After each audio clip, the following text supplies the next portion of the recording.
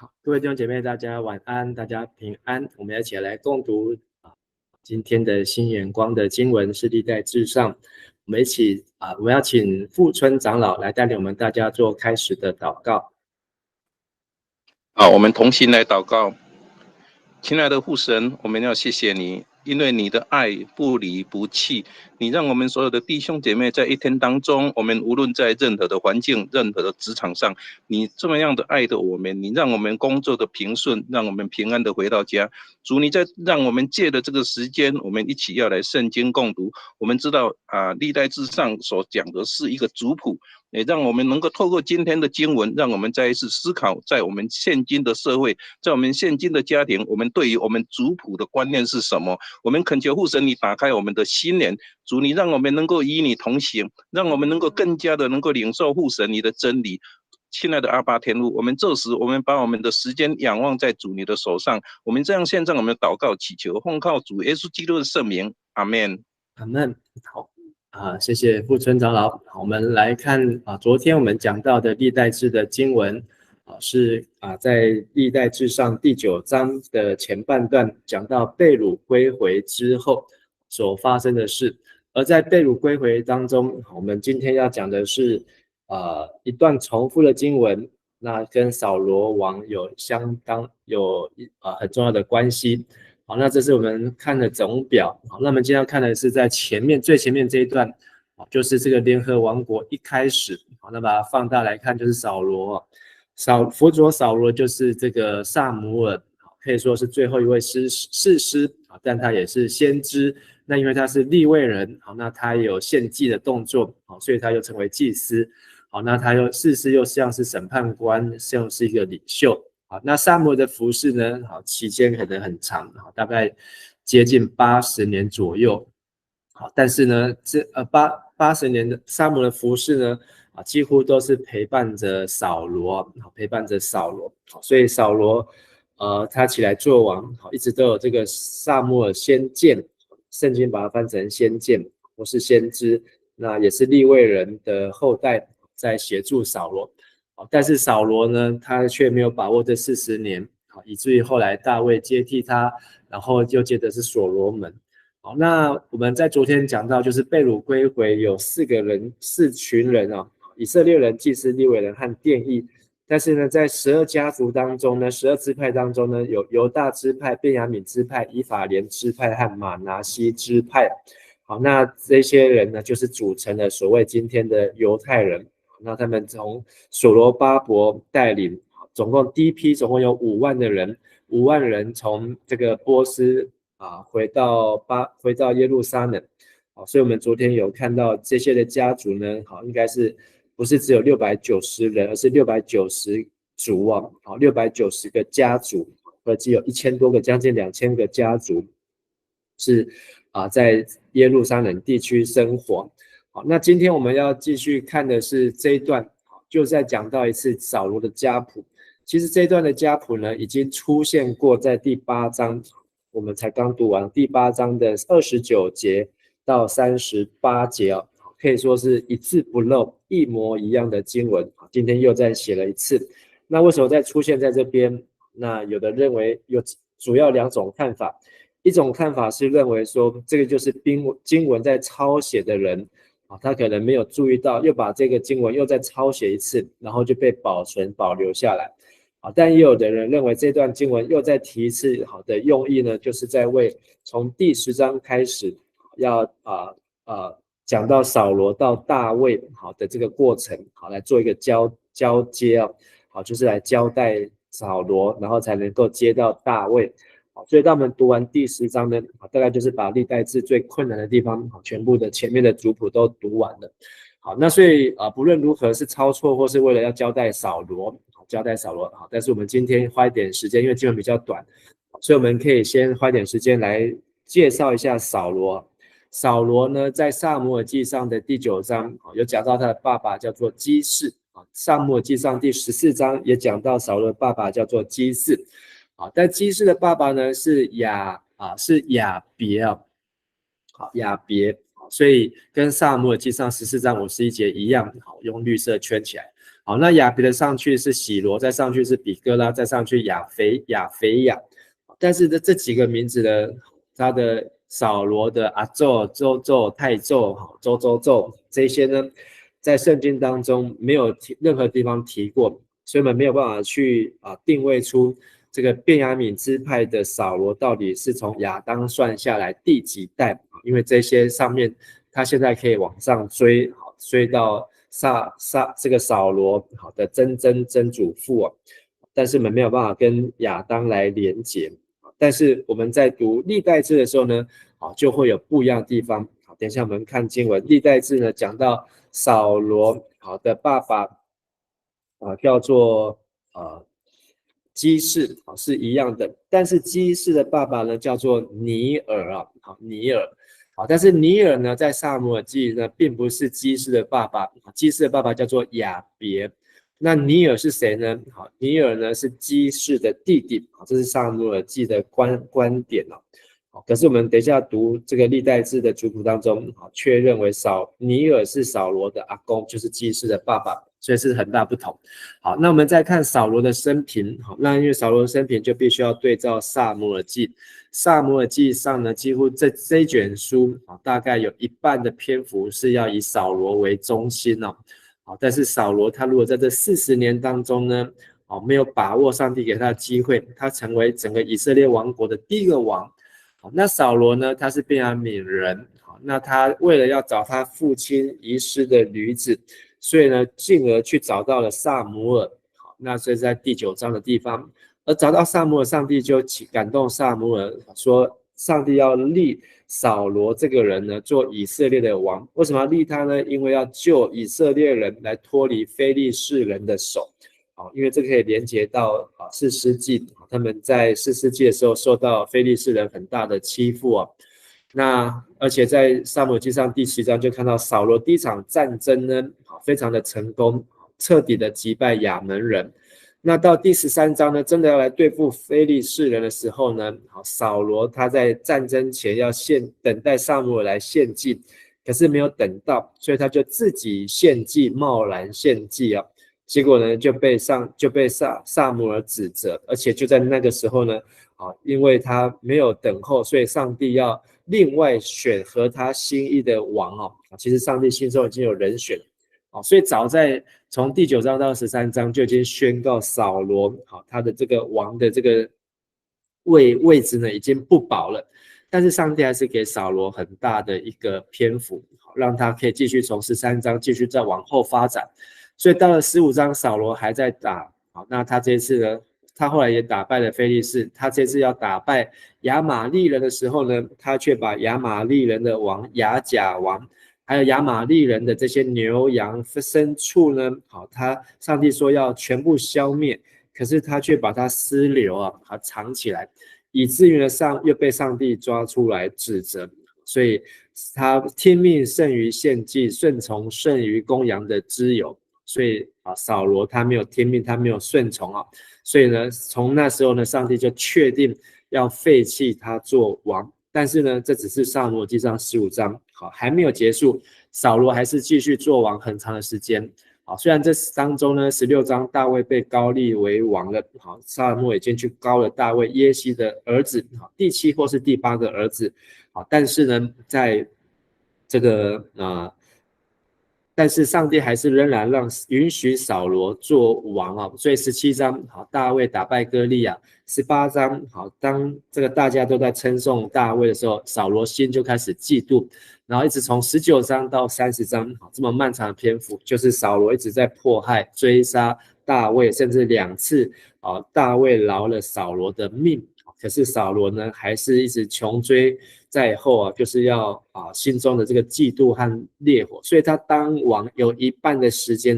都是在害怕、仇恨、恐惧、嫉妒当中来度过并没有好好享受他当王的这段的日子。而最后一章呢，就是要和非利士人打战的时候呢，上帝已经没有和扫罗同在，所以那一天呢，扫罗和他的4个儿子当中的3个儿子很有名，就是约拿单另外这些的兄弟就一起死在战场上面，而且是自杀死的啊，因为扫罗还是要面子，他不要死在非利士人的手下啊，所以自己伏在刀上死掉。可是他死了之后呢，非利士人就割下扫罗的头，而且把他的头带回去非利士人的境内，把他的身体挂在非利士的城墙上面，把他的头带到大古神的庙当中去啊，被践踏，被羞辱。后来是基列雅比的人去勇士去把扫罗的身体半夜偷了回来。好，所以这就是一个扫罗一生的悲剧啊。虽然他是一个勇士出身，但是呢，他却没有成就上帝所要成就的心意，以至于他当王的40年当中呢，大部分都是在悔恨还在嫉妒当中来度过，是非常的可惜。即便当中他跟上帝认错，跟撒母耳认错，可是他却没有把握机会，没有悔，没有改，没有彻底的悔改，以至于上帝虽然早就已经警告他了，最后还是被上帝弃绝。好，我们来读今天的经文。好，我们请副村长带我们来读哦。今天经文好，我们来看第35节。耶利开创了基遍城，定居在那里。他的妻子名叫玛迦，他的长子叫亚伯顿，他其他的儿子是苏尔、基士、巴利、尼尔、拿达、基多、亚西耶、撒加利亚、米基罗。米基罗是示米暗的父亲，他们的后代住在耶路撒冷，离他们本宗族的其他家族不远。尼尔生基士，基士生扫罗，扫罗有4个儿子：耶拿单、麦基舒亚、亚比拿达、伊斯巴利。耶拿单生米利巴利，米利巴利生米迦，米迦有4个儿子：比敦、米勒、他利亚、亚哈斯。亚哈斯生亚拉，亚拉有3个儿子：亚拉秒、亚斯马威、辛利。辛利生摩撒，摩撒生比尼亚，比尼亚生拉华，拉华生以利亚撒，以利亚撒生亚西，亚西有6个儿子：亚斯利王、波基路、以实玛利、以亚利亚、厄巴迪亚、哈兰。以上。好，谢谢。那在从35节到38节啊，这里是一段的记载讲到了基遍人。那基遍人呢，是从耶利开创的。好，那这个基遍是谁呢？这个耶利是谁呢？好，这耶利呢，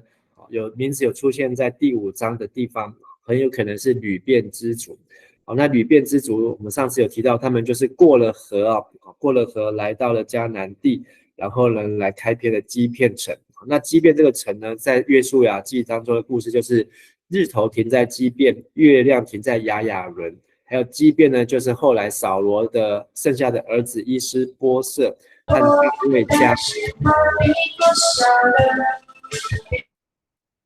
大卫家在打仗的地方。然后基遍呢，也是所罗门王他在献祭的地方。所以基遍呢，在所罗门在大卫时代还是一个相当重要的城镇。但是这里讲到了这个基遍城，它的有在这边是基遍城跟基遍这个人，然后呢还有他的这些的住在这里的人的名单啊，但是最后提到说他们的后代都住在耶路撒冷。好，那另外接下来这个已经在第8章29节就出现过。那接下来39节到最后的44节，这又是另外一段的记载。那这段记载是从尼尔开始尼尔是开始。但是刚才有说，我们从撒母耳记上的第9章、撒母耳记上的第14章，发现尼尔呢并不是扫罗的阿公尼尔呢是扫罗的叔叔他跟基士2个是同一辈的。那但是在历代志呢2次都提到尼尔都是扫罗的阿公。那所以到底谁的资料谁的比较正确呢？因为历代志是比较后面，撒母耳记是比较前面，所以2种说法都有人认定。但是扫罗有4个儿子，老大就是约拿单约拿单和大卫的情感很好，所以在撒母耳记上可以看到大卫和约拿单之间的关系。但是最后死在战场上，撒母耳记31章，最后死在战场上就是扫罗和他前面3个儿子留下来，叫做伊施巴利啊。那伊施巴利后来做什么事情？我们可以来看这个撒母耳记下的第2章，就是扫罗死之后呢，大卫家就迁到希伯伦，在希伯伦就做王。那后来伊施波设呢，他自己也到了约旦河，过了约旦河到马哈念去做王。所以撒母耳记下这是第2章，讲到尼尔的儿子押尼尔。这个押尼尔如果照辈分来讲，就是扫罗的堂弟堂弟，因为尼尔是他的叔叔。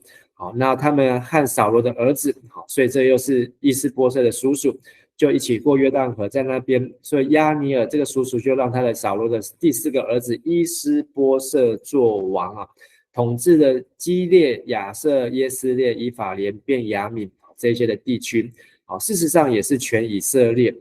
那伊施波设做王的时候也是40岁，那他统治以色列共2年。但是只有犹大支族都忠于大卫所以大卫他还没有得到全部以色列人的民心。大卫人在哪里呢？大卫那时候人在希伯伦来治理犹大有7年半的时间。所以在撒母耳记下呢，就一开始会提到是扫罗家和大卫家的征战。那在这个征战当中，我们有兴趣再去看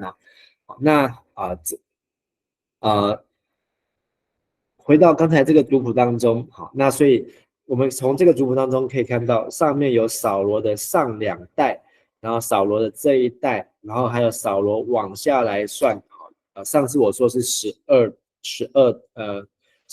代那我后来再算一次，总共有13代加上最后一代是没有名字的。所以在这个家谱当中呢，是有扫罗的家谱，前后呢总共有16代，总共有16代的家谱。可是虽然有16代的家谱，可是呢还是没有办法跟这个亚当可以做定位，因为他是便雅悯支派，便雅悯呢就是有3种版本，有3个儿子、5个儿子、10个儿子，所以没有办法去定位他到底跟亚当算下来是第几代。那所以最后我们再看一点关于扫罗的故事这个回到撒母耳记上的第9章，就是扫罗登场那这里讲到说，有一个便雅悯支族的人名叫基士，是亚别的儿子喜罗的孙子。第2节说，这个亚别呢这个基士有一个儿子叫扫罗，是一个英俊的少年。扫罗比任何以色列人高出一个头，也更英俊，所以这个人是非常的高大。而他的爸爸基士几匹驴走丢了，所以叫扫罗带仆人去找驴，结果他就开始找到了是这个后来找不到，就去听说可以找神人，就找往神的人所住的地方去，就是见撒母耳。但他要去见撒母耳的时候呢，上帝就指示撒母耳说，明天这时候我会差一个便雅悯支族的人到你这里来，你要用油膏他，立他做我子民以色列统治者。这个人会保护他们，救他们脱离非利士人的手，因为我看见我的子民在受苦，我听见了他们的哀求。这句话听起来就很像出埃及记的时候，上帝告诉摩西所说的。后来就是扫罗被膏作王但是扫罗呢，他看自己虽然人高马大，可是看自己是很卑微、很渺小，所以他就说，我是便雅悯支族，是以色列中最小，而且我又是我的家，又是这个支族中最微不足道的一家。所以今天我们这段经文在扫罗的眼中来看，是一个最微不足道，甚至不应该被写在圣经当中，但是偏偏在历代志上，扫罗的家谱呢，不仅写1次，还写了2次所以撒母耳要膏他为王，但是这个扫罗拒绝，还说你为什么对我说这样的话呢？所以后来扫罗还是鼓励他，那就膏了撒母耳做王。然后虽然那时候不是真的王，但是就是先膏他，所以扫罗他就成为这个受膏者。那上帝他都还没有真的做王，但是上帝就已经膏他，就是立定他要让他做王。所以他也用这样的信心然后一路走，一路的上帝带领，让他真的坐上王位。好，所以这样的信心就像亚伯兰、亚伯拉罕一样，是未见之事的实底，是所望之事的确据哦。在还没有做完以前，上帝就已经先预知告诉他，也把这样子的事实让他明白。好，但是扫罗他的刚才就像刚才所介绍的，他没有把握住他的40年的当中，一直在后悔当中，甚至在偏差当中，甚至连撒母耳死了，他还去教鬼啊，去问女巫，然后把撒母耳的阴魂啊都从阴间叫上来问话。好，撒母耳还真的出来跟他回话，又把他再臭骂了一顿啊。好，所以扫罗很多的地方就是错上加错，那所以变成是一个被上帝废弃的君王，其实很可惜。如果一开始他有一个正确的信心，或许扫罗他可以成为一个非常优秀的王。好，那我们今天的经文就分享到这边。那明天开始我们继续会看到，就是扫罗最后他的结局，然后跟大卫怎么样来接替了这个扫罗的部分，那就会进入到历代志当中比较容易的部分。我们一起来祷告。亲爱的天父上帝，感谢你让我们再次透过扫罗的家谱，也让我们看见扫罗的一生，也让我们明白我们上帝所要拣选的人，并不是看家族的位分或是排名，